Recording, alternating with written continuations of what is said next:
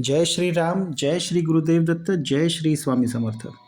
आज आम्ही पुणे येथे शंकर बाबा महाराज मठ, सातारा रोड इथलं दर्शन घेतलं. इथे आज आम्ही भेट दिली. तिथे गेल्यानंतर सगळ्यात पहिले कार पार्क केली. थोडी चा तो भाग आहे, पण पार्किंग केल्यावर आम्ही बाहेर पडलो आणि कपाळावर मस्त एक असा छान टिका लावला. खूप भावपूर्ण त्यांनी आम्हाला तो टिका लावला. शंकर बाबा महाराज यांचं नाव घेऊन आम्ही पुढे गेलो. थोडा पाऊस पडत असल्यामुळे छत्री घेऊन आम्ही बाहेर पडलो. शंकर बाबा महाराजांचं मठ बघा, असं मोठी बिल्डिंग आहे आणि खाली तिथे गणपती बाप्पांची एक भिंतीवर काढलेली कोरलेली मूर्ती पण आहे.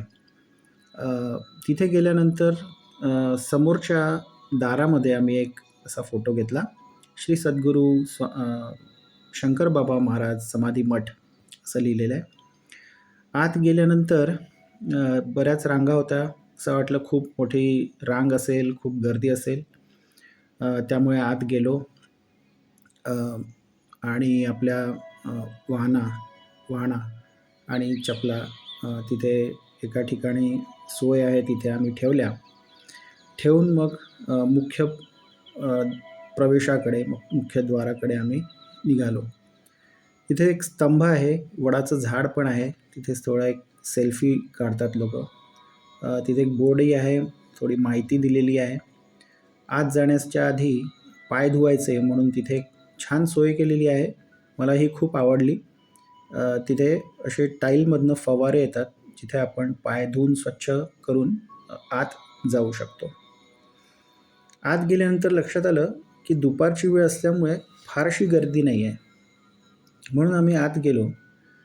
वडाचं झाड पाहिलं. वडाचं झाड तिथे असल्यामुळे तिथे दत्तगुरू महाराज यांची मूर्ती पण होती. साहजिकच तिथे आम्ही त्यांचं दर्शन घेतलं. खूप छान अशी मूर्ती आहे, त्याचं आम्ही भावपूर्ण दर्शन घेतलं. हनुमानाची पण मूर्ती आहे, त्याचंही आम्ही भावपूर्ण दर्शन घेतलं. आणि त्याच्यानंतर मुख्य द्वाराकडे आम्ही गेलो मंदिराच्या आणि तिथून मुखदर्शन घेण्याचा प्रयत्न केला. पण आतमध्ये गर्दी असल्यामुळे आम्ही मुख्य दर्शन म्हणजे मुख्य रांगेकडे जाण्याचं ठरवलं. जाताना पहिल्यांदा स्वामी समर्थ महाराजांचं दर्शन होतं.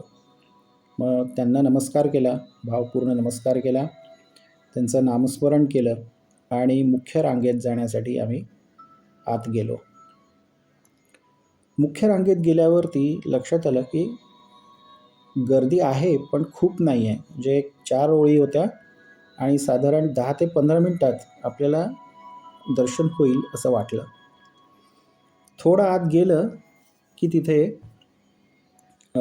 ज्या दारात, तिथून आपल्याला स्वामी समर्थ महाराज आणि शंकर बाबा महाराज यांचे छान फोटो दिसतात भिंतीवर लागलेले. त्यांचं भावपूर्ण दर्शन घेतलं. मुख्य मूर्तीचंही दर्शन घेतलं, पण तिथे फोटो काढणं अलाउड नसल्यामुळे आम्ही बाहेर आलो. बाहेर आल्यावरती तिथे चित्ररूपात त्यांचे साक्षात्कार दिलेले आहेत. ते आम्ही पाहत गेलो, वाचत गेलो. अर्थात सिरियल पाहिल्यामुळे थोडे बहुत त्यांचे साक्षात्कार आपल्याला माहिती आहेत, पण आम्ही ते वाचत गेलो.